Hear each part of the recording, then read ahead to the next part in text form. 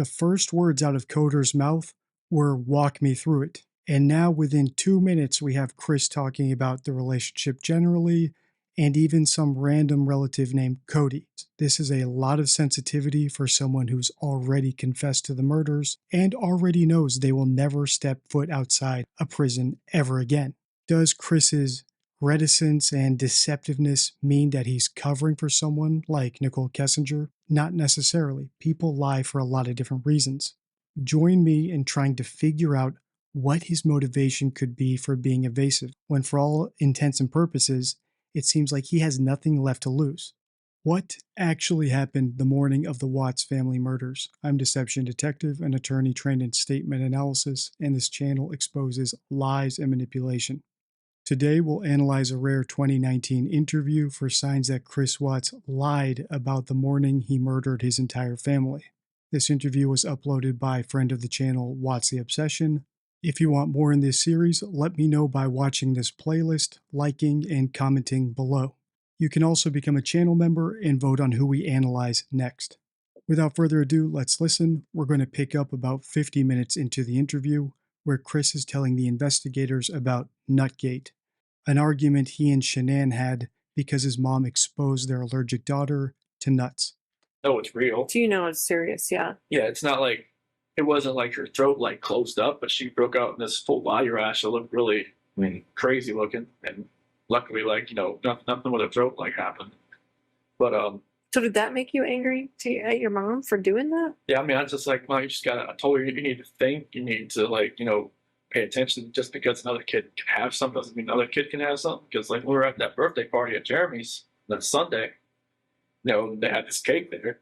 Like Bella wanted it so bad. I'm like, can't give that to her because she can't have it. She was like, okay. And all the other kids were like, if they can't have the cake, like I just kind of took them off and gave them some one of those frozen pops or something. But it's just like she had to learn that just because one kid can have something and there's another kid that can't have it for a legitimate reason, like she couldn't have done it. But that's the kind of talk I had with her when Shannon called me. I think it was maybe like middle of July or something when she told me all this had happened. That's when I called my mom and talked to them for a while, and then they're just like, they just couldn't deal with her anymore. Shanann just kind of like, they like flipped out. My nephew told Bella to go hide behind the curtain because I don't think your mom was going to let you come over here again or something like that. Oh. So it got heated. Oh, it was bad. Really? Yeah, it was like a last straw between them, I think. Like in the same room or over the phone? No, they were at They were really heated. Yeah. If you saw part 2 in this series, Every Manipulation Tactic Explained, you'll know it was Chris who brought up Nutgate in the first place. And now he's bringing up even more irrelevant topics, like another birthday where his mom made a faux pas and he had to lecture her about it, or his relatives' reactions to his and Shanann's argument. In that video, I determined that Chris was a master manipulator for his ability to evade questions with tangents like these. I also pointed out some other manipulation techniques that he used, which you're likely to have encountered in your own life. So if you haven't seen that video yet, I recommend watching it after this. However, this video isn't about whether Chris is a master manipulator or even a psychopath like we explored in part 1 of this series. Instead, here in part 3, I want to assess his version of events for signs of deception. Whether it's because he actually blacked out and can't recall what he did, so he's trying to fill in the gaps, or because the murders were premeditated homicide 1 instead of a slightly lesser crime of passion, or because he's protecting an accomplice like Nicole Kessinger, as some people speculate, or something else entirely. And I'll go over all 4 in this video. But Cece and Bella and my niece and nephew were there. Okay. How did Shanann find out about the ice cream thing?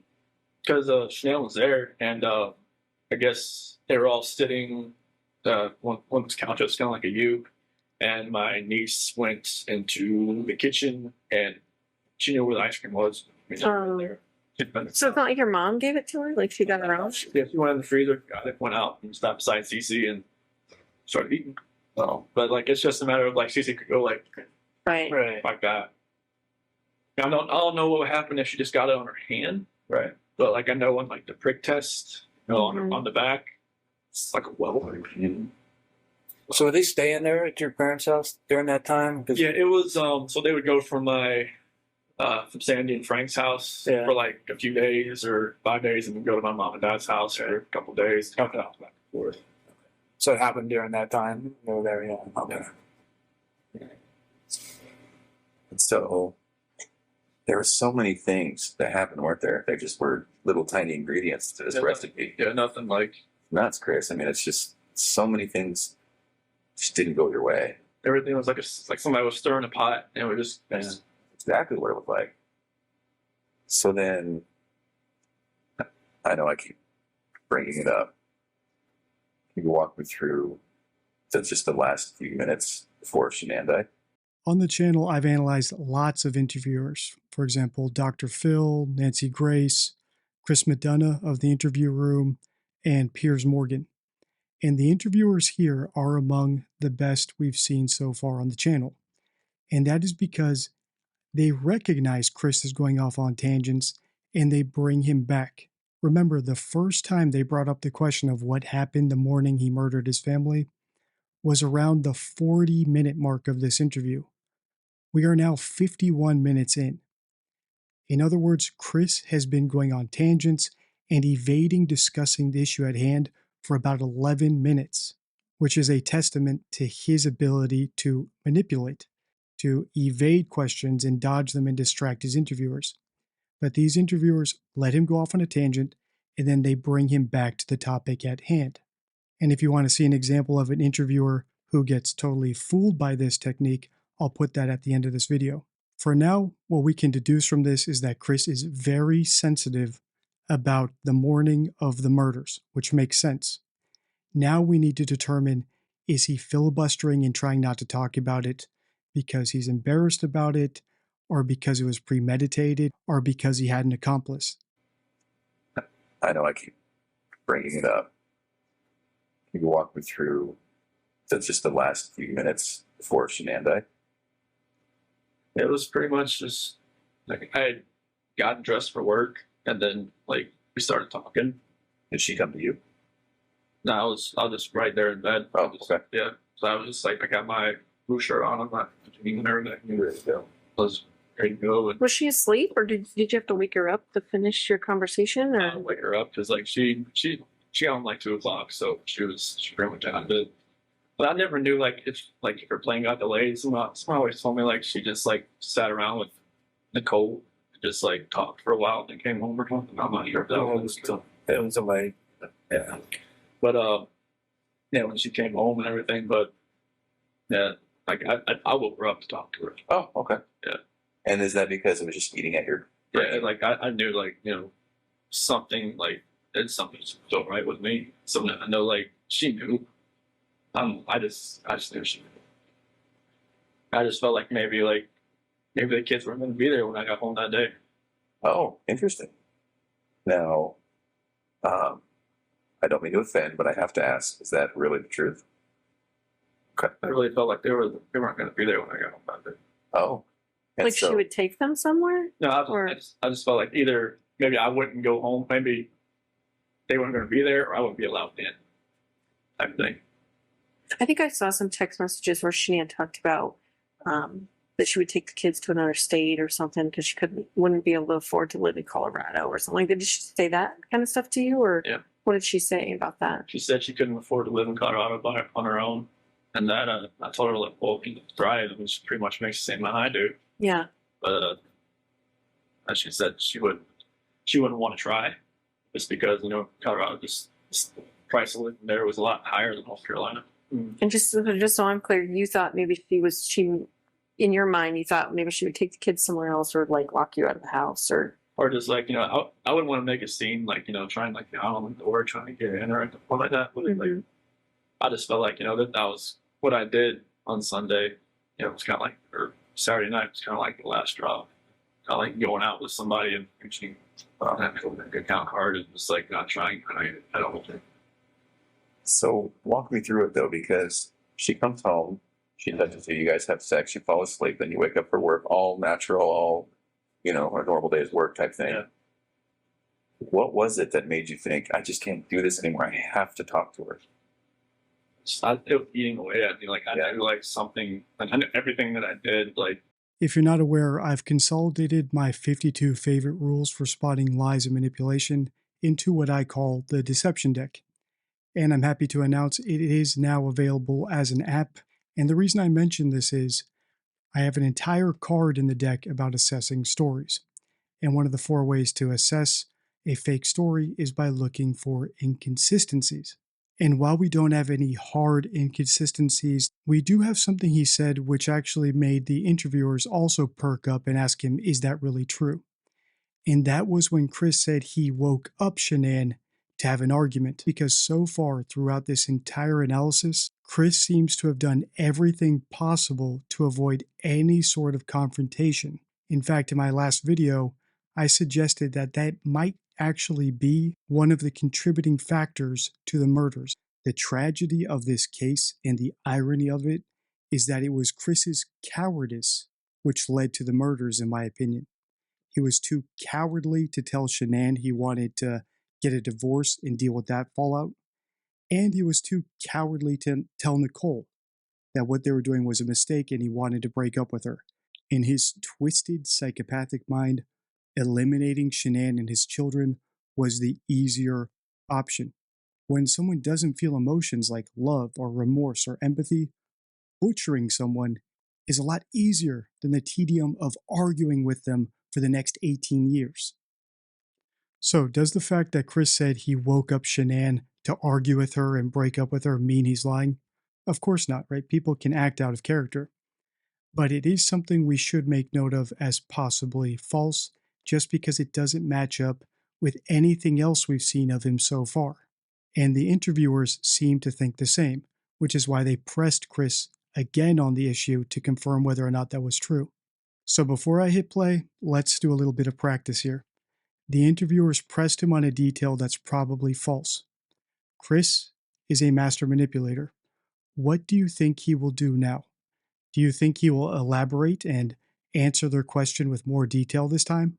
Or will he go on another tangent to evade the question?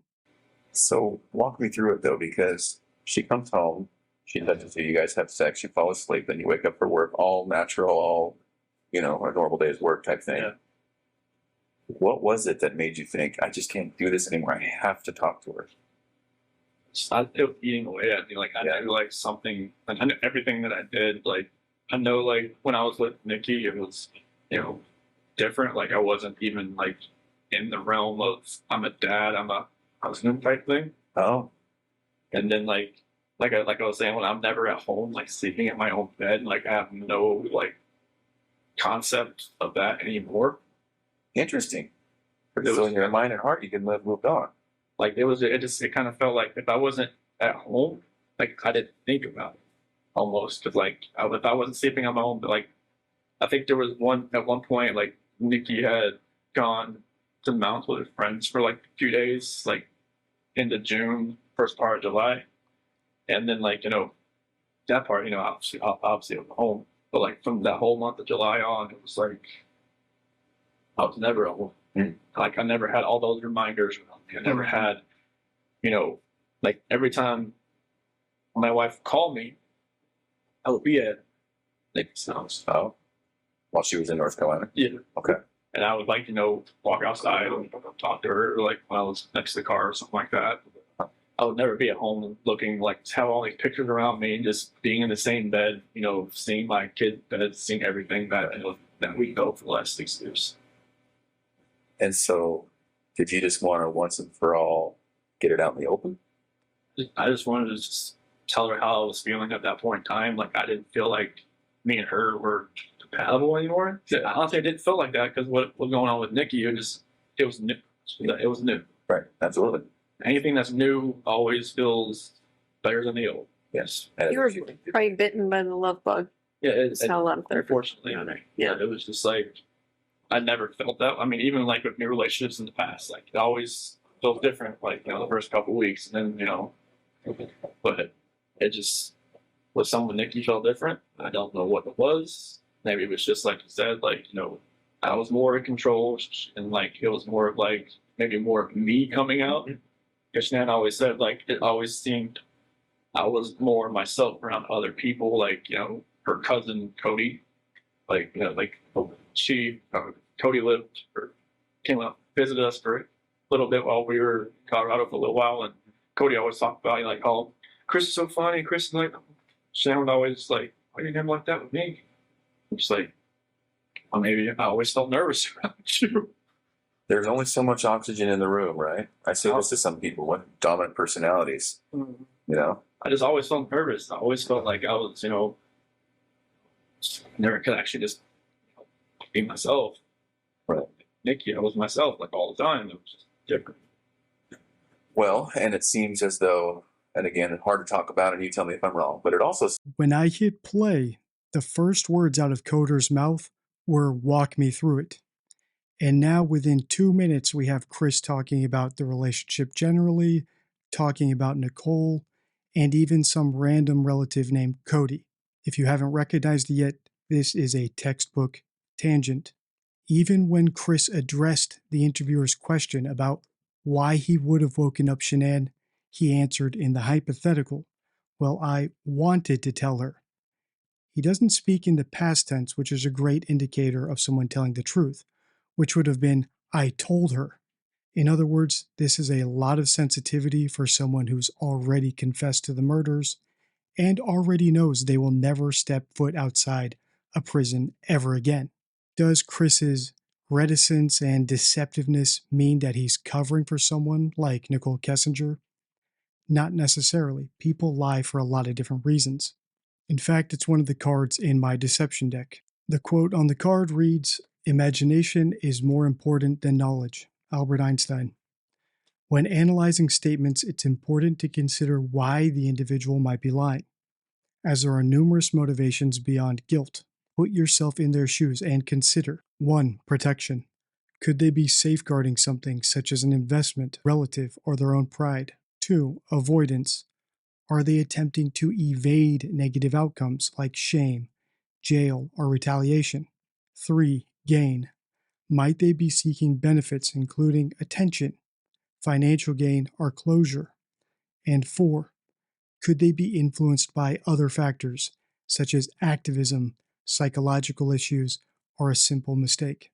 All the reasons I gave at the intro to this video fit into this framework. He could be lying because he sincerely blacked out and something was guiding his hands, and he's making up parts to be cooperative with the police.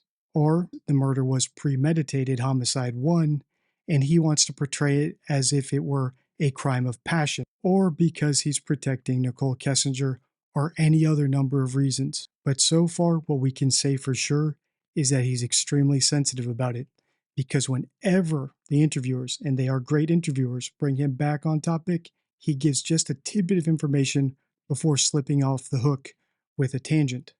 As we listen on, join me in trying to figure out what his motivation could be for being evasive, when for all intents and purposes, it seems like he has nothing left to lose. Or does he? it seems as though, and again, hard to talk about, and you tell me if I'm wrong, but it also seems, is it accurate to say that sexually you were able to say, Nikki, this is what I would like, this is what I'm into, or blah, blah, blah, and maybe not with Shanann? No, Nikki just wanted, I mean, she wanted what she wanted. She wanted to do it pretty much all the time. I was like, okay, that's fine with me. Okay. You know, with Shanann, it was like, hey, sometimes it happens, sometimes it didn't. But that wasn't the case as far as that way. It was just like sexual. But Okay. it was mainly, I was just more myself. You know, just not think about what I was going to say or plan what I was going to say or not, you know, say something stupid or something. But, Right. A little bit of freedom. Can I ask you something about that morning that you had sex with Shanann? Did you feel at all like maybe you were kind of cheating on Nikki by doing that? I felt strange. I felt like, you know, the first time I was with Nikki, I felt weird. First time, Sure. and then the last time I was with Shanann, I felt totally strange. I was just like, I didn't know who I was. I didn't know who I had become. I felt like I become people I see on TV, and that did not feel right with me. Like I didn't know what had happened to me. So Nikki even asked me like, have you done this before? Have you go straight away? I'm like, I've never even thought about it. It's like, what's different? It's like, I guess it's just you that's different because I just never actually like I've seen girls smile at me before, never done anything about it. But her, it was just like she had a leash on me and she tugged me away. And as soon as she walked, I'm like, the heck, hell is going on? So Well, and Tammy brings up a very good point. I wonder if that last time with Shanann having sex had a somewhat of a role in you thinking, like a trigger. I got to do something. I got to say something. We got to have a talk. Something's got to change. Is that accurate? Yeah, I felt like it was like maybe like a trigger point or something like you hit the push button on a bomb and it just blows up. Right. Something in my head was just like something, something was hurt. Just like I had to say something. Okay. So then, exactly what did you say and what happened? What has Chris been doing here? He's been going on yet another tangent. I didn't point out this tangent because I wanted to see if you'd pick it up on your own. If you picked it up, great work. If not, don't worry because I think this is the last time Chris gets away with a long, evasive tangent. According to the timestamps conveniently provided here by What's the Obsession, this appears to be where Coder gets Chris to finally discuss the details of the morning of the murder. For example, you can see the next few timestamps are about the details of that morning, where Bella walks into the bedroom, or how he put the family into the truck.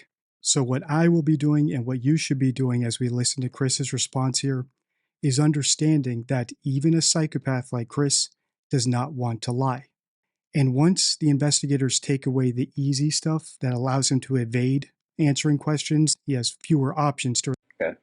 So then, exactly what did you say and what happened? So when I woke her up, I was like, hey, we just gotta talk. Okay. And I told her, I don't feel compatible. I don't feel like this is gonna work.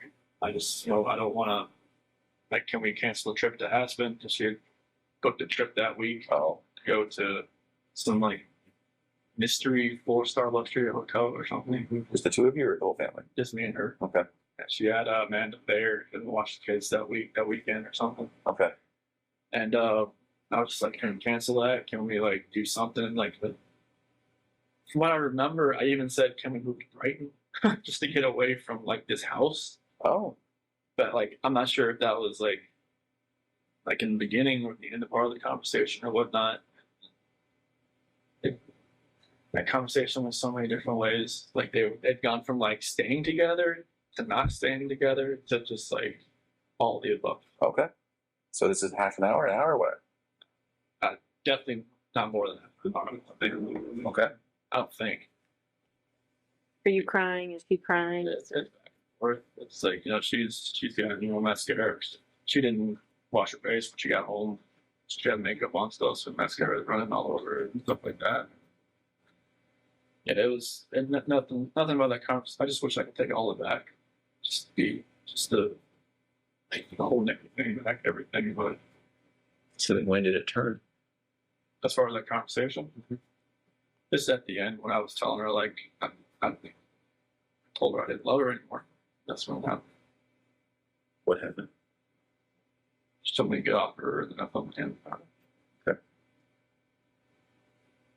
Did you say she said something like that you were hurting the baby or something? That was before that, because like when I was straddling her, it was kind of like around her waist type deal. In this brief segment, we have an entire royal flush of deception deck cards we could apply to what Chris said, from weakening modifiers to minimizing adverbs to a question with a question, discrepancy verbs. I won't go through all of those here because I've gone through all of them in different videos. What I'll point out here are the two that most apply to Chris, and once I point these things out, it's almost impossible not to hear them. And just remember, if we spot that someone is using something from the deception deck that suggests they might be lying, that still doesn't tell us that they are lying for a particular reason. So it's still too early to say, hey, he's lying because he's covering for someone, or because the murder was premeditated, or for some other reason. So the first one I'll point out is something that appears constantly in the comments of my Nicole Kessinger, Chris Watts videos, and Guilty of Crime did a great post about this over in the DD forum. And that is the word like. I get constantly asked, why do they say like? Are they Valley girls over in Colorado? And if you listen closely, Chris isn't necessarily saying like, he's saying just like. For example, he said, I woke her up and I was just like, we gotta talk. He says the word just as much as he says the word like, and just, as I've pointed out in a previous Chris Watts video, is a minimizing adverb. So you'll typically see a liar use the word just to downplay something incriminating that they did to make it sound less severe than it was. When he says, I was just like, we gotta talk, it could be that he was shouting something much more aggressive at, listen, I gotta tell you something before I strangle you, which is very likely closer to what actually happened. The second one is, I think. Liars sometimes use uncertainty expressions like I suppose and I think to soften a lie, a tactic known as hedging. And this is the classic hedge, where someone declares something, but then they make sure to undercut it with an uncertainty expression tagged on at the end. Well, it was only half an hour, I think. I didn't strangle her, I suppose. When someone uses an uncertainty expression to hedge their statement, it means that you can't take what they said as fact. You have to dig deeper.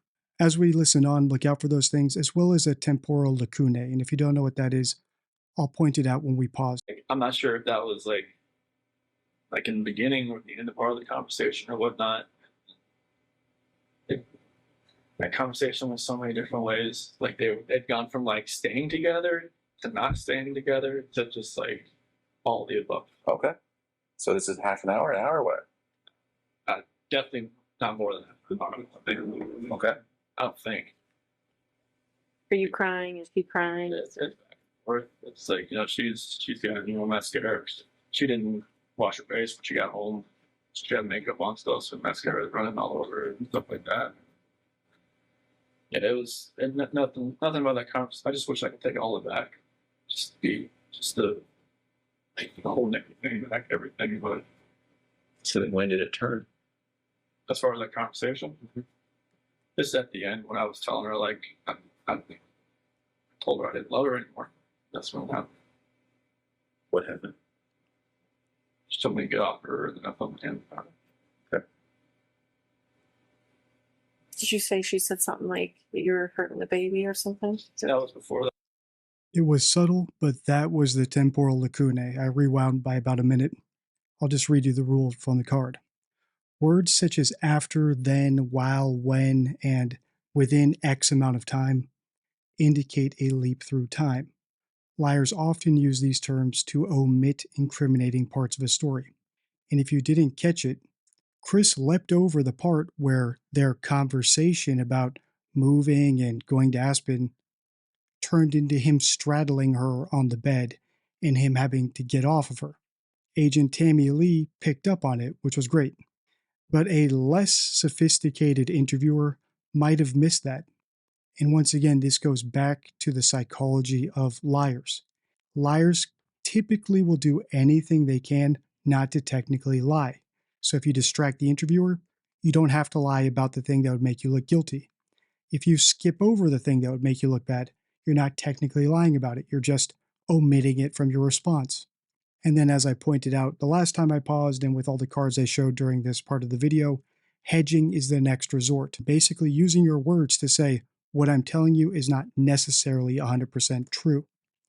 And all the times where Chris said like, besides being a verbal crutch to buy him more time to think, it also means that, well, it was similar to whatever I'm describing, but not exactly that way.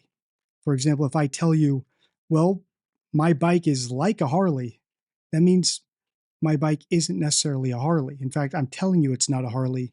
If I were being candid, I would tell you my bike is an Indian. So we need to be aware as we listen on for all the hedging, all the evasion, and at the back of our minds, we need to be wondering, why is he lying? As I said earlier, this is a guy who's in prison for the rest of his life and has already confessed to the murders. So it would appear that he has nothing left to lose. So why lie? Because like when I was straddling her, it was kind of like around her waist type deal. Why did you get on her like that? I just when we got on the bed, that's just where I got on. Is that so she would listen to you? I felt like she could probably listen to me just laying beside her, but I got on top of her. Hmm. And every time I think about it, I'm just like, did I know I was going to do that before I got on top of her? Really? That's an interesting thought, Chris. Mm-hmm. You don't know if you knew. Just like the whole everything that happened that morning, I don't know. Like I try to go back in my head. I'm just like, I didn't want to do this, but I did it. It's everything just kind of like, Felt like you had to. it just felt like it was. I don't even want to say it felt like it had to. It just felt like there was already something in my mind that was implanted that I was going to do it, and then I woke up that morning, it was going to happen, and I had no control of it. You never thought about it before? It was just like I don't want, like when, like you like in the sentencing hearing, that prosecutor said it takes 2 to 4 minutes, something like that to happen. Like why couldn't I just let go? Didn't. Oh, I didn't. I just let Was go. it feeling like it was in motion and you just couldn't stop it? Yeah, it was just like I don't even want to know what she saw when she looked back at me. Honestly, Did you look at her? What was she doing? fighting. Why do you think she wasn't fighting? You know, maybe she was praying. Maybe she was just. Now I read the Bible. It said, like, the scripture says, don't forgive these people for they do not know what they do. Mm-hmm. Maybe she was saying that. I don't know what she was saying in her head, but she, like when you guys told me, like, take off your shirt and check for. Coder asked Chris, so you'd never thought about it before? What did Chris say? Rewind and see, did he answer that yes or no question, or did he evade answering it? That might be the closest clue we've had so far as to why he might be lying. It's a lot better to be thought of as someone who snapped and couldn't control themselves than someone who sat there for a while and thought and planned the murder of their entire family. The next segment of this interview gets into some heavy material. Timestamp 107 discusses his daughter Bella walking into the room. Earlier I mentioned I had a video about an interviewer actually getting distracted by a tangent, and that's on your screen now. If you want to continue the series, please let me know by giving my DDX Chris Watts Nicole Kessinger playlist a watch and by liking and commenting on this video. If you're already a channel member, please vote on this week's member poll. It's a dead heat between Kevin Spacey and Alec Baldwin. Until next time, stay true.